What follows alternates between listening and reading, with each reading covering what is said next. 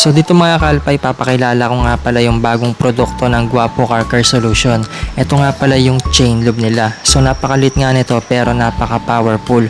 So kayang-kaya nitong matanggal yung lagitik at maingay dito sa part ng mga kadena natin. So dito kasi meron nga siyang friction at lagi nating nagagamit yung kadena na yan. So mapapanatili nga yung buhay ng ngipin ng mga sprocket natin at yung mga kadena natin dito. At yan, linisan nyo muna yung kadena ninyo bago nyo i-apply itong chain lube. Tapos dito binabaran lang natin yan ng marami.